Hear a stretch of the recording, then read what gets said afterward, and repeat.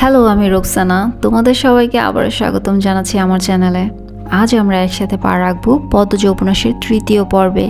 প্রথম দুই পর্বে আমরা শুনেছি পদ্মজার অপ্রকাশিত সত্য, যা সে অনেক ছোটবেলা থেকেই তার মনে পুষে রেখেছিল। আজকের পর্বে গল্পটি এগিয়ে যাবে নতুন মোড়ে। কোথাও হয়তো অপেক্ষা করছে আরও কিছু অপ্রকাশিত সত্য। তোমাদের অনুরোধ করব পুরো পর্বটি মন দিয়ে শুনতে, এবং যদি আমার গল্প পড়াটা তোমাদের ভালো লেগে থাকে, হৃদয় ছুঁয়ে থাকে, তাহলে অবশ্যই লাইক, কমেন্ট আর সাবস্ক্রাইব করে রোকসানাস লাইভ ক্যানভাসের সাথেই থাকবে।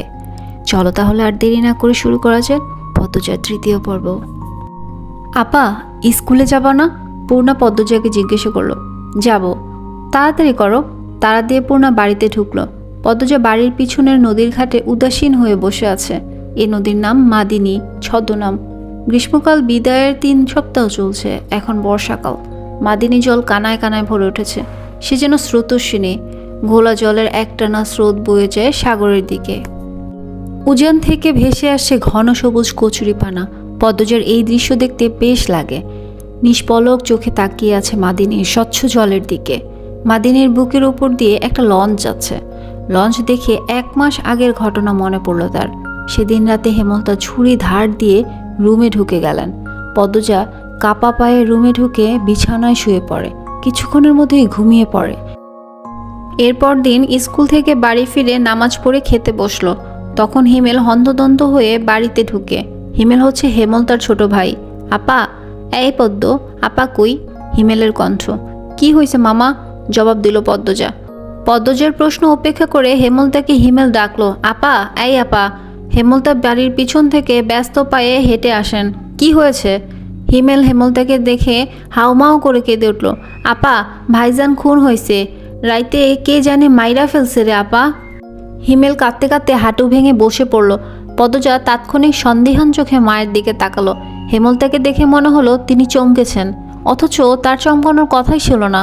নাকি হিমেলের সামনে অভিনয় করলেন?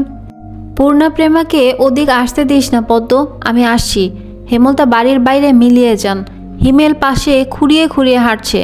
ছেলেটা বোকাশোকা, জন্মগত প্রতিবন্ধী। 22 বছরের হিমেল এখনও শিশুদের মতো আচরণ করে। কথায় কথায় খুব কাঁদে। সেখানে তার ভাই খুন হয়েছে। 1 মাস তো প্রতিদিন নিয়ম করে কাঁদবে। পদ্মজা রাতেই ভেবেছিল এমন ঘটনা ঘটতে পারে। তবুও এখন ভয় পাচ্ছে খুব।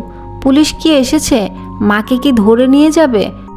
ভাবতে গিয়ে পদ্মজার বুক ধক করে উঠল। গ্রামের কাছেই শহর থানা।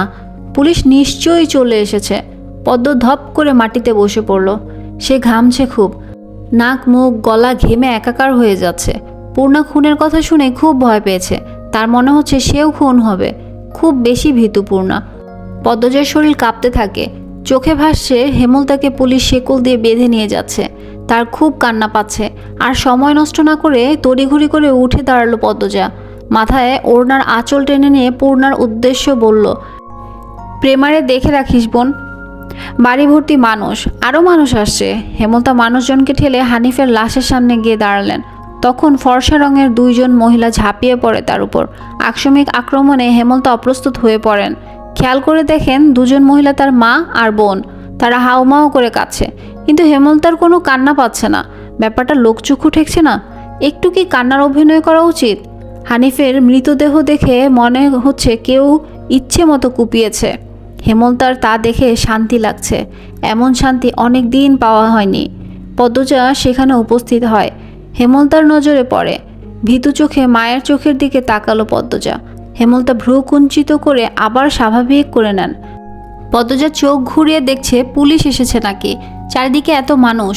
পদ্মজাকে এদিক ওদিক উকি দিতে দেখে হেমলতা এগিয়ে আসেন। চোখ মুখ শক্ত করে পদ্মজার মুখ ঘুরে দেন। পদ্মজা দ্রুত ওড়নার আঁচল মুখে চেপে ধরে গোয়াল ঘরে ঢুকে পড়ল। তার মা চায় না সে কখনো এত মানুষের সামনে থাকুক। হেমলতা ঘাড় ঘুরিয়ে দেখলেন পদ্মজা গোয়ালঘর থেকে উকি দিয়ে বাইরের অবস্থা পর্যবেক্ষণ করছে। কিছুক্ষণের মধ্যে পুলিশ আসলো। জিজ্ঞাসাবাদ করে হানিফের লাশ নিয়ে গেল। লোকমুখে শোনা যায় হানিফ খুন হয়েছে শেষ রাতে। এরপর নদীতে ফেলে দেওয়া হয়। লঞ্চ ঘাটে লাশ ভাসে। হেমলতাকে পুলিশ নিয়ে যায়নি বলে পদ্মজা স্বস্তির নিঃশ্বাস নিল। মানুষের ভিড় কমে গেছে। হেমলতার মা কাঁদতে কাঁদতে ক্লান্ত হয়ে উঠোনের এক কোণে বসে আছেন। পদ্মজা গুটি পায়ে গোয়ালঘর থেকে বেরিয়ে আসলো। হেমলতা পদ্মজার দিকে তাকিয়ে মৃদু হাসেন। সেই হাসি দেখলেন হেমলতার মা মঞ্জুরা। তিনি কিছু একটা ভেবে নেন। হেমলতার কাছে এসে কিলবির করে বলেন, তুই খুন করছিস? তোমার কেন মনে হচ্ছে এমন? হেমন্তার কণ্ঠ স্বাভাবিক, অথচ পদ্মজা এই প্রশ্ন শুনে ভয় পেয়ে গেছে খুব। যদি নানু পুলিশকে বলে দেয়, পুলিশ তো তার মাকে নিয়ে যাবে। কাল রাইতে তুই আইছিলি হানিফের ঘরে, আমি দেখি নাই? রাগে কাঁপছেন মঞ্জুরা। আসছি। হেমলতার নির্বিকার স্বীকারোক্তি। কেন মারলি আমার ছেলেটারে? তোর কি ক্ষতি করছে? আসছি বলেই আমি খুন করছি?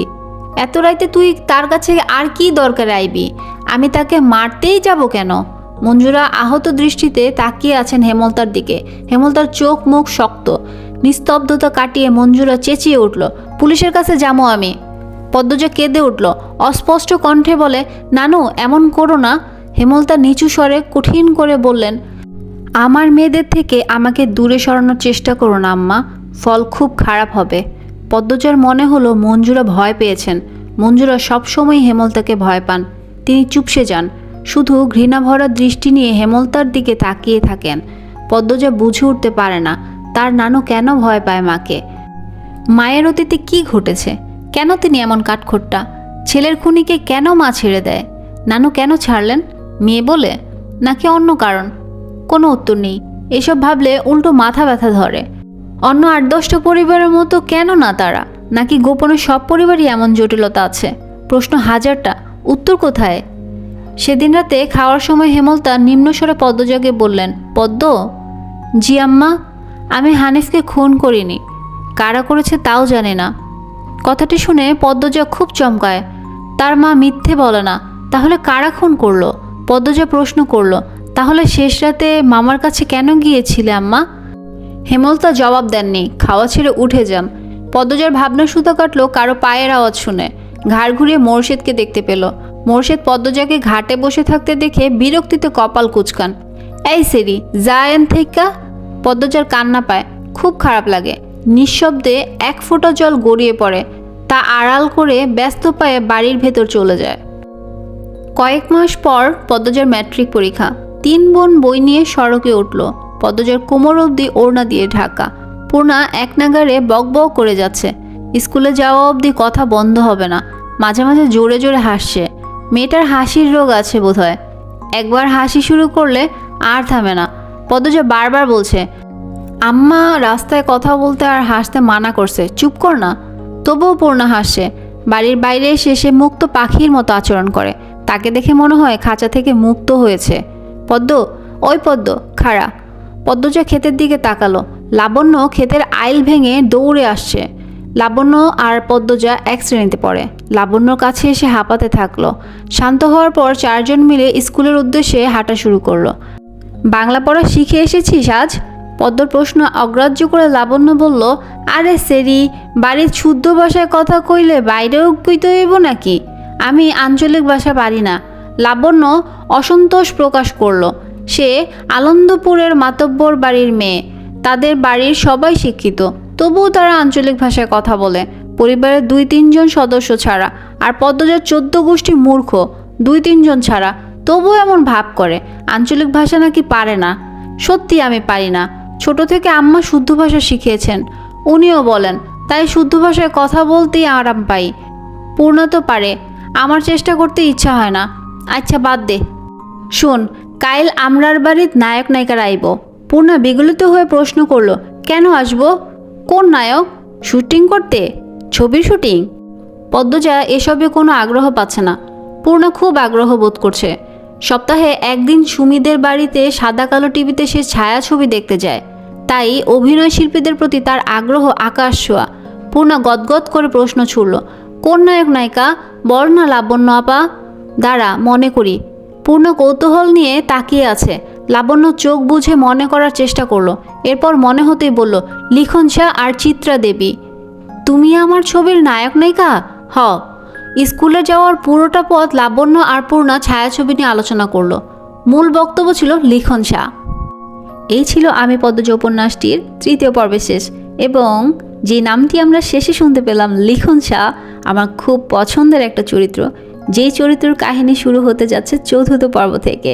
সো যদি তোমরা লিখন শেয়ার সম্পর্কে জানতে চাও এবং পরবর্তী ঘটনাগুলো জানতে চাও, অবশ্যই চোখ রাখো রোকসানাস লাইভ ক্যানভাসে। এবং পরবর্তী পর্ব আসা পর্যন্ত ভালো থেকো। আল্লাহ হাফিজ।